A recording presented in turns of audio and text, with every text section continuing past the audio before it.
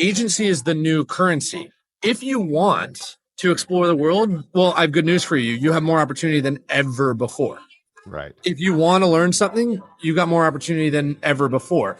If you want to do nothing, you can't. The real thing we're now facing is actually discovering, that the world is going to be there's going to be a ton of optionality.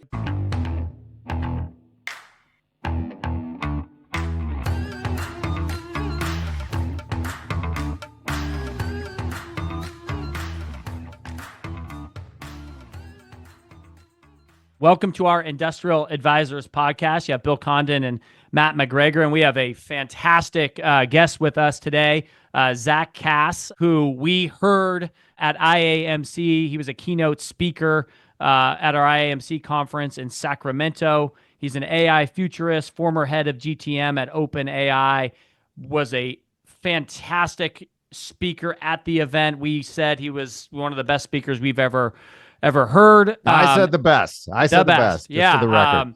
And obviously with all the AI stuff that's going on, we are super excited about this podcast. And what's kind of cool is Zach just jumped on to this and is at a cafe in Manhattan because he couldn't quite make it to the office. They had an event that went long. And so we're just going to do this thing with Zach in a cafe in Manhattan. And so Zach, it is awesome to have you join us. Thank you for taking the time and making this happen. Thank you both for being here. And should we tell everyone now this podcast is sponsored by me? Thanks. Now they can make sense of all your kind words. It is right. Now. Yeah. I'm kidding. It's not sponsored. Zach, before we get kicked off, why don't you just give a little bit of your background? Because when you were on stage, I think you'd said you'd been in AI for 19 years. And I'm like, I thought AI was only like 2 years old, right? So I was like, so give us a little bit of background of, how long you've been in AI and what you've done. Yeah, well, I spent my whole career, 16 years. I spent my whole career in AI. I joined a machine learning, I joined a company trying to do data labeling, human data labeling at scale in 2010. This was the year that for context, the term data scientist was born out of Facebook around 2009. And so it's sort of like the advent of what you could consider modern AI, when statistical machine learning started getting good enough if you had the money and the compute and the data, which very few companies did. I mean, Google, Amazon, Facebook, a few others. You saw companies like IBM building Watson and making these promises, but it wasn't good enough unless you were really, really, really well capitalized.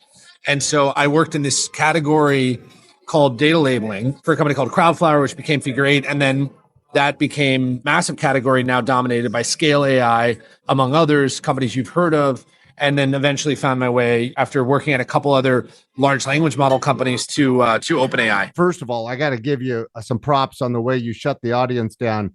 You are the only person I have ever seen that got everybody to actually put their phones away for over an hour. And I thought of you of all places, Zach, when I was in Mass Sunday night, because I kid you not, I'm in Mass and a lady's phone rings behind me and she answers it. She answers it. And she starts talking and I turn around and I'm like, I go like this and she goes like, just a minute. And she's talking. And I'm like, and I thought of you and I'm like, we need Zach here. Right. Okay. So just tell the audience briefly. For station identification, I start all of my keynotes by asking the audience a very simple.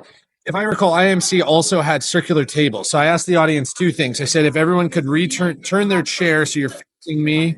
Yes. Also, put away your phones. And my ask to everyone is like, look, if you need to work, I get it. Go outside. I'm not offended. If you don't need to work, don't open your phone. It'll wait. And also, every time you do, it distracts not just you, but the person next to you, because device addiction is infectious, et cetera, et cetera.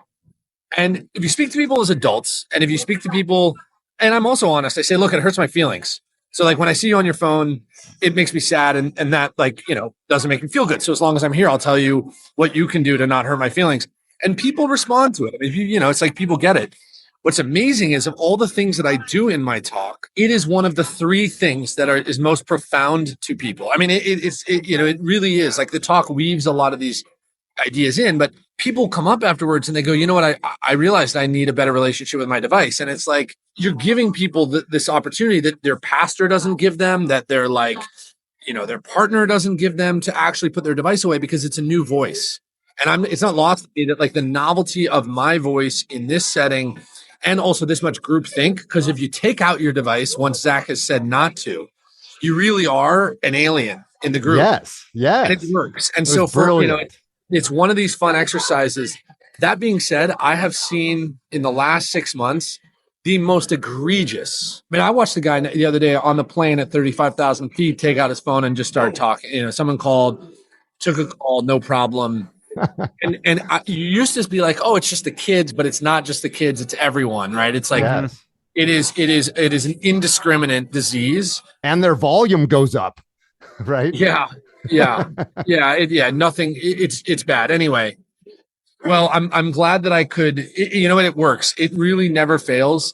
But then you have an onus, which is to capture if you do that, you better be good. Is what I realized.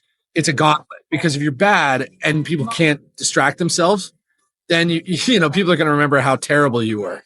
That's right. To make sure you capture people if you're going to ask them to do nothing else. Yes. Well, everybody listening to this podcast, please put your phones down while listening to this, right?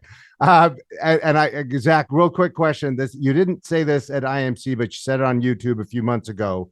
There is a wave of scientific advances coming, curing diabetes, all sorts of stuff because of AI. Hit that if you could for a moment. What's the wave? What's it look like? For those who are listening, if you haven't paid attention, the way this is happening right now is fundamental science discoveries used to happen very slowly, and they would sort of build on each other. And now they're happening faster and faster.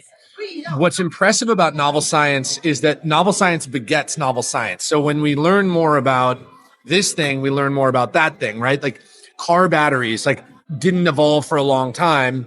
And then we made some slight changes to improve the fundamental car battery. And that had all these other consequences on home batteries, Duracell, et cetera, which is why these companies make the same thing. So what we consider often orthogonal or ancillary discoveries actually end up having crazy other implications. So what's happening right now in novel sciences is everyone around the world is basically being supercharged, in part because of AI, but also because we are learning how to learn better and do more fast discovery.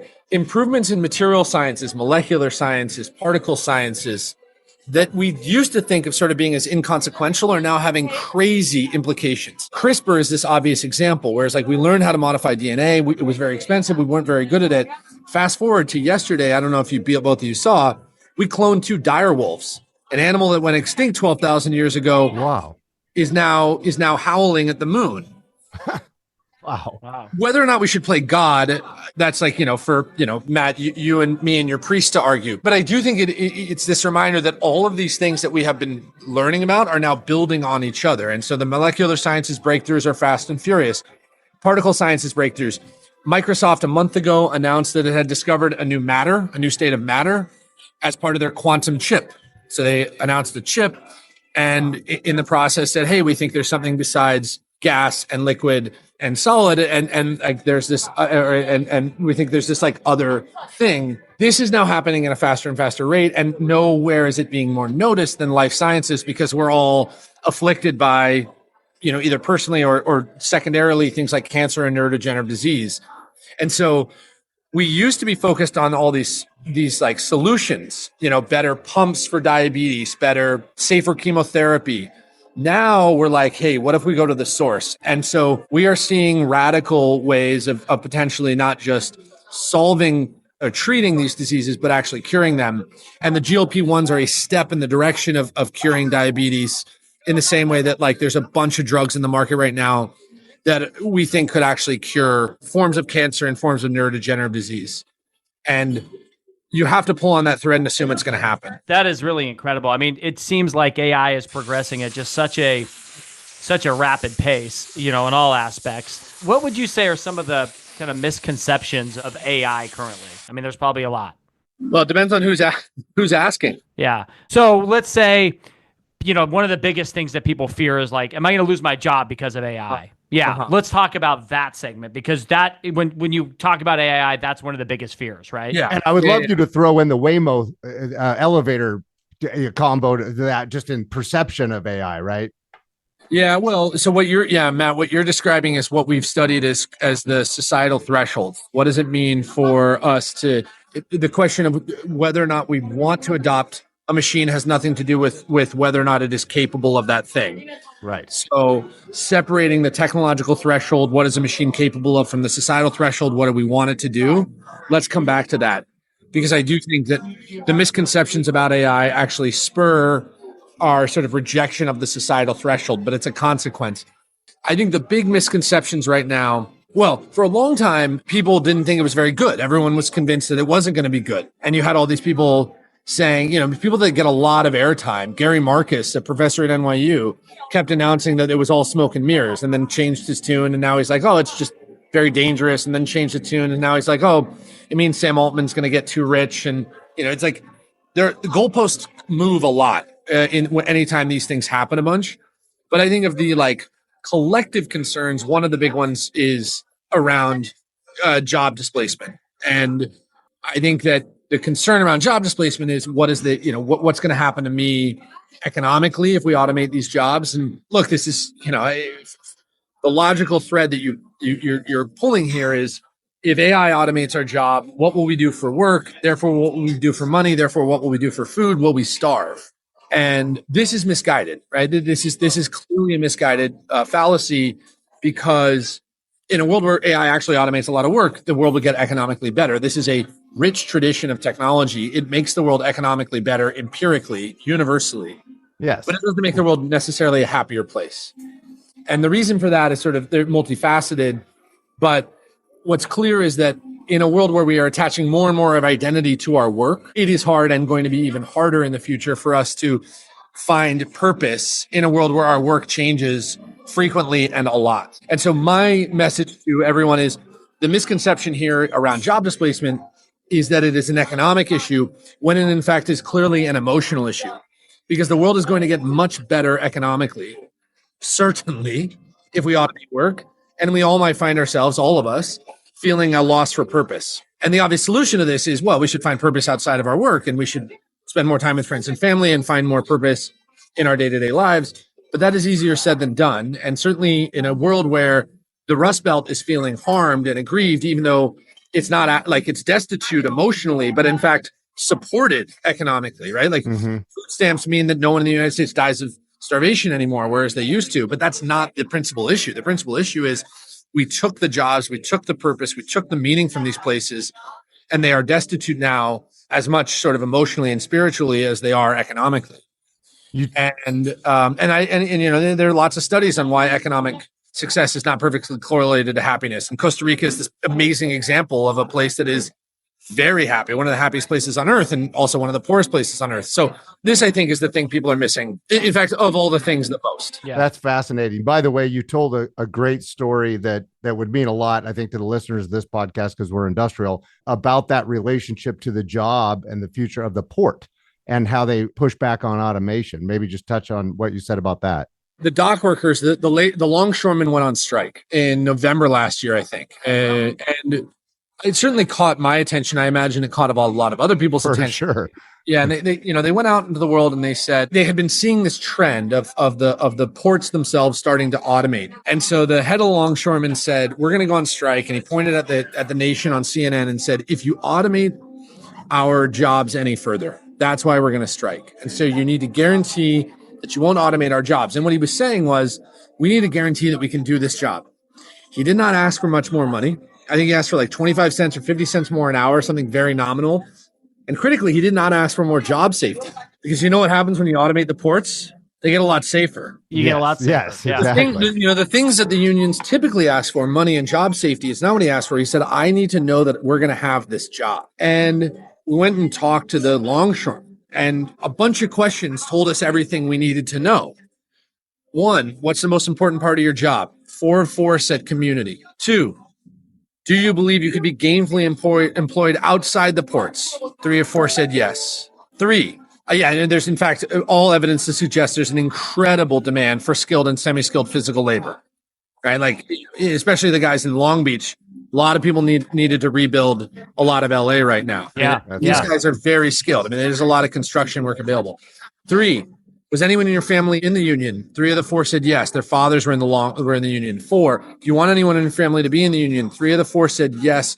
1 of the 4 said they were going to continue having children until they had sons, so that their son could be in the longshoremen.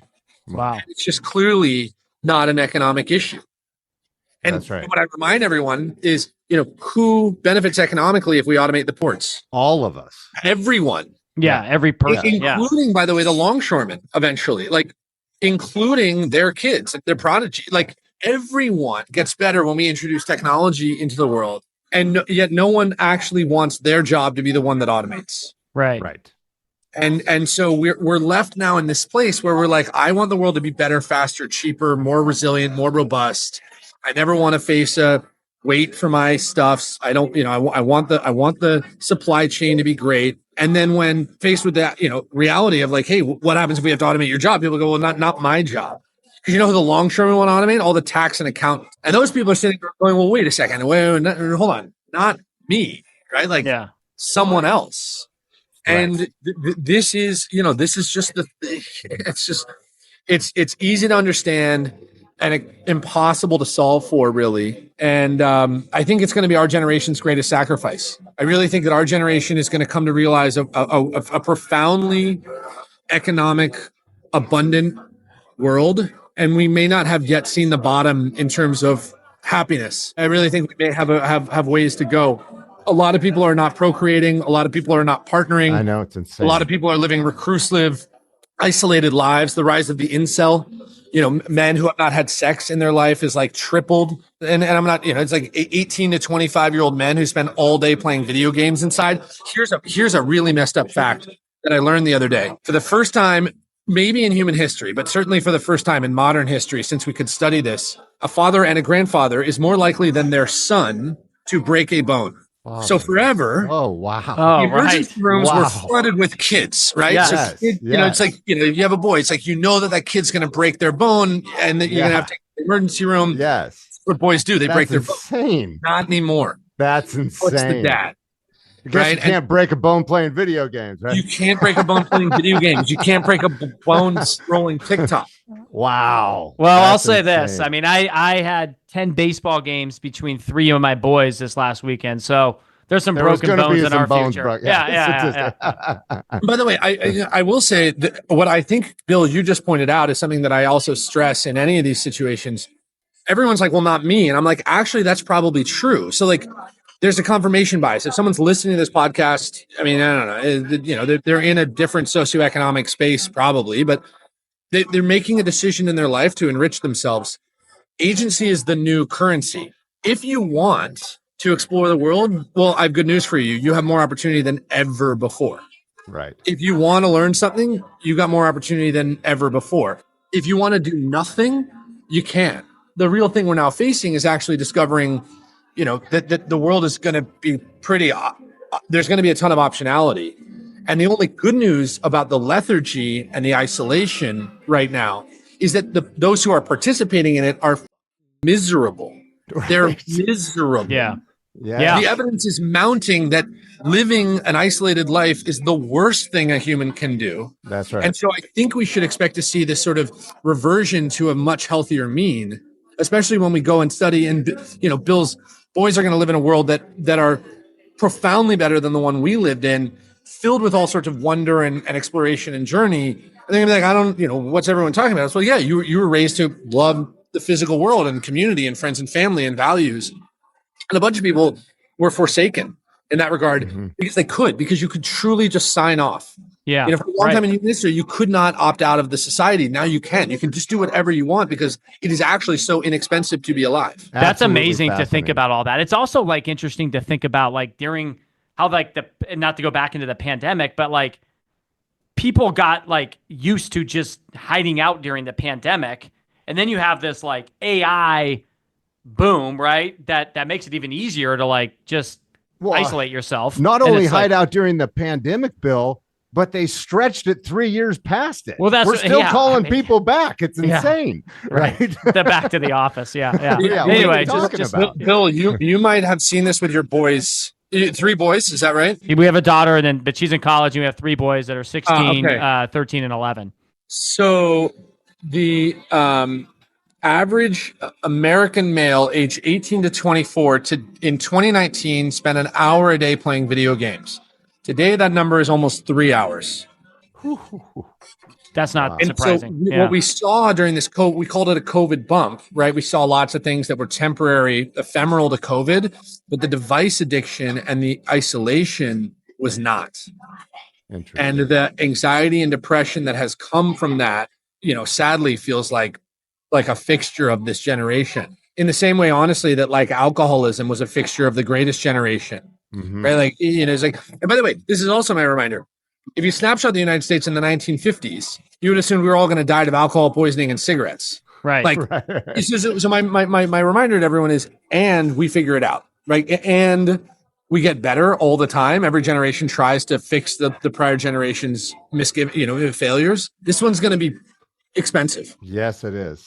That's fascinating. Well, last question. Let's tie it real quick back to industrial real estate. How is AI going to be changing site selection and the way people pick locations for fulfillment, distribution, and manufacturing? So this is what I said to you all and what I'll say to anyone in real estate, which is I think the currency of the future is the physical community. So like in a world where stuff gets really cheap, in a world where like, okay, Bill enjoys a life that his great grandfather couldn't fathom, right? Yep. It's like your luxury is beyond anyone's comprehension. 4 healthy, amazing kids. You just like, you have everything. What is the thing that like any of us, not just Bill, not to pick on Bill, but any of us would want more of? It's time with friends and family in the spaces that we cherish the most, right? Real estate to me, the more things change, the more they stay the same. Creating the spaces in which people live and work becomes critical, and creating the spaces that allow for those things becomes critical. So my expectation is obviously AI is going to be way better at like making a more perfect market. Is a site available is no longer maybe going to be the thing that actually helps a buyer and seller meet, right? Like you have these satellite images now that can find any warehouse anywhere and triangulate, should someone make an offer here, and what should the offer be? Pricing a market, creating more fungibility in the market, obvious. But I think what's even more important is there's going to be this massive rise of the experiential economy. My bet is that we live in a world where so much more emphasis is placed on experiential economy, and that the real estate market will come to reflect that. Moreover, we should expect to see just massive investments in the infrastructure that powers this experiential economy: data centers, vertical farms, power plants, etc. And so I'm not saying this to pander to the audience. It's a pretty amazing time to be in real estate, because the actual use of, like, the one thing we cannot grow more of is land. It's actually truly the one thing we cannot make more of. And designing the spaces in which we live, work, play becomes so much more important in a world where that we start to actually appreciate the scarcity of that land. And to not mention how much more infrastructure we're going to need to actually power all the things in our lives that we want to do. Well, Zach, you were my favorite speaker at IMC. You are now my favorite guest on our podcast. This podcast is typically 15 to 17 minutes. We've doubled that. Wow. I think this is our longest podcast. That tells you how interested we were in you. And so thank you so much for joining us. You truly were brilliant. Thank you guys so much. And I'll be around, and we got a book coming out that I'll bother you about. You can send it out to your listeners. We will, for sure. We'll put your contact information fantastic. in the footnotes here. Yeah, absolutely. Terrific. All right. Well, thank you guys. Thanks for putting up with this space, and I appreciate you making time and taking an interest.